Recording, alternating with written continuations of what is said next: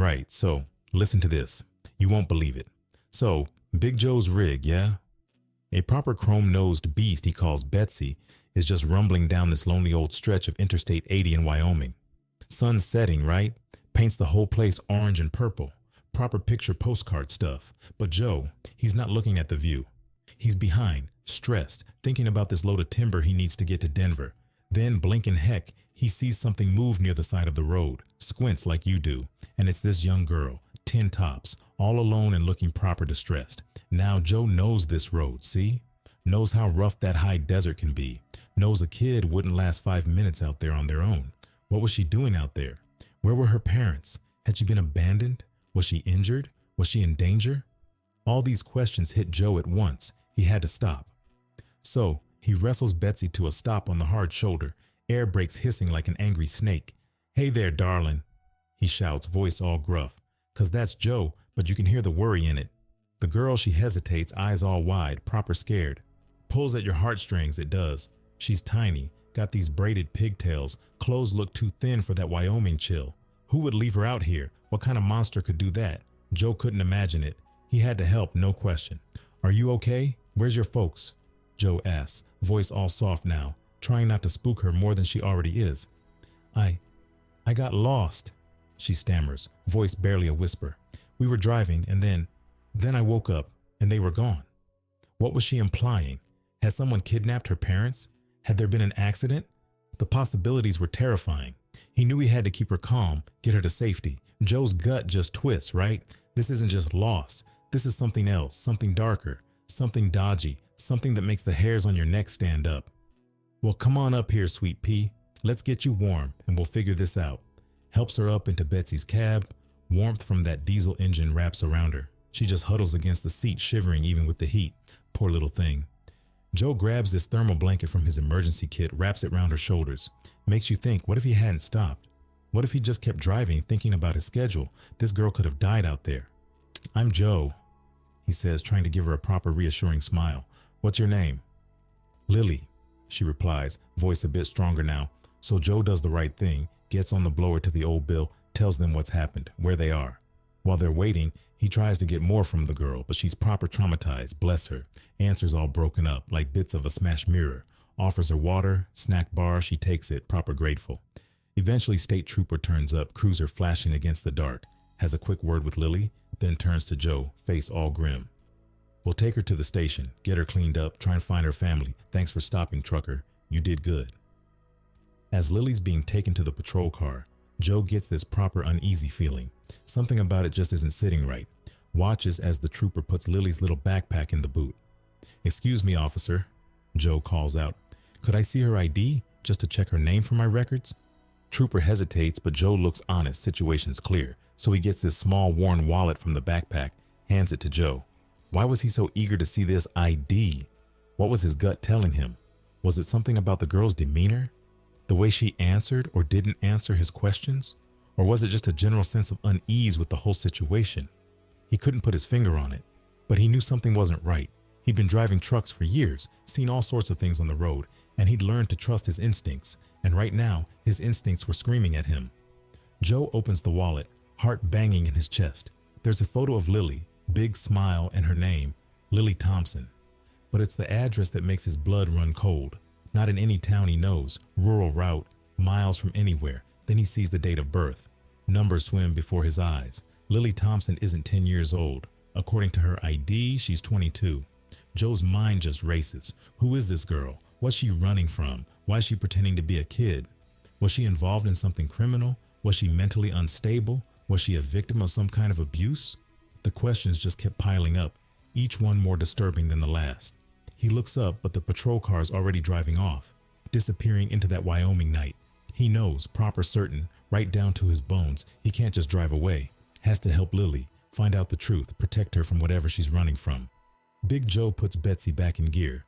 Delivery schedule forgotten.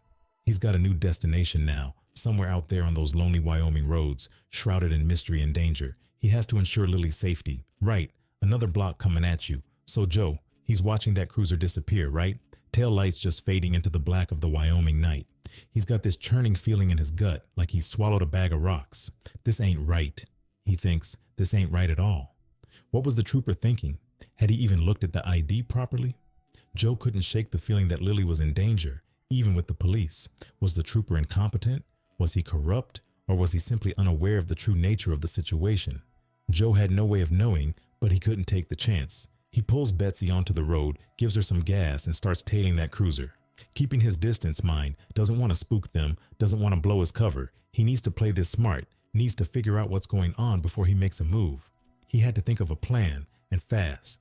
He also knew that if the trooper was somehow involved, alerting him to his suspicions could put Lily in even more danger. He had to proceed with caution, gathering information without revealing his hand.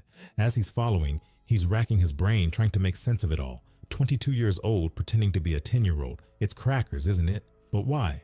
What could make a young woman do that? What was she running from? Was she trying to escape an abusive relationship? Was she a witness to a crime? Was she suffering from some kind of mental break? The possibilities were endless, and none of them were good. He also knew that if she was running from something dangerous, it would likely catch up to her eventually. He had to help her get away, to disappear completely. But how could he do that without knowing the truth? Then it hits him. The rural route on the ID, that's not just some random address. That's a place she's running from, a place that might hold the answers he needs. He glances at his GPS. He's got the coordinates logged from the trooper's call. It's a long shot, but it's the only lead he's got. The GPS confirmed his suspicions. The rural route was miles off the main highway, down a series of dirt tracks and winding roads. It was isolated, remote, the kind of place where secrets could be buried deep. He lets the cruiser get further ahead, then pulls off the main road onto a smaller highway, heading in the opposite direction. He had to make a choice, and he chose to try and investigate the mysterious address on Lily's ID. It was a gamble, but he trusted his instincts, which told him that the truth was out there, waiting to be uncovered. This was no longer just about helping a lost child.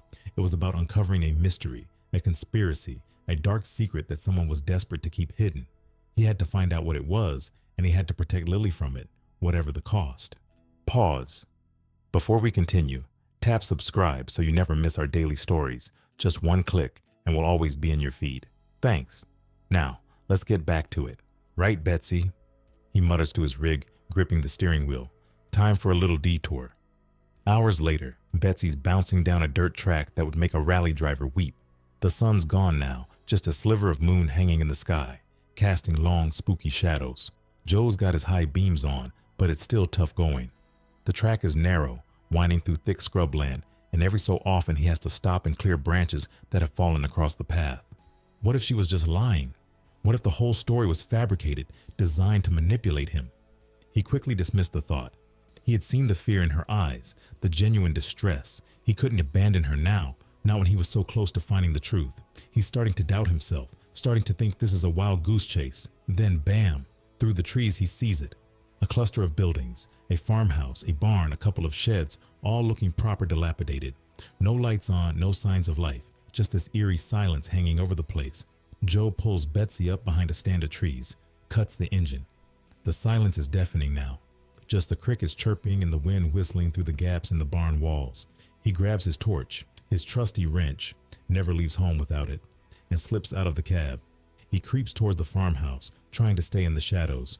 The front door's hanging off its hinges, flapping in the breeze. He shines his torch inside, empty. Dust sheets over the furniture. Looks like nobody's lived here in years, or nobody wants anyone to think they have lived here in years. He tries the barn. Same thing. Empty stalls, rusty tools, cobwebs everywhere. But then, at the back of the barn, he sees something. A trap door hidden under a pile of hay. Joe hesitates. This is it. This is where the story gets real. This is where he finds out what Lily's running from. He takes a deep breath, grabs the edge of the trap door and pulls it open. The beam of his torch cuts through the darkness, revealing a narrow set of steps leading down into the earth. "Well, Betsy," he whispers, "looks like we're going for a little dig." He knew that whatever lay beneath that trap door, it was something dark, something dangerous, something that had driven a young woman to abandon her life and pretend to be a child. And he knew, with a certainty that sent a shiver down his spine, that he was about to walk right into the heart of it.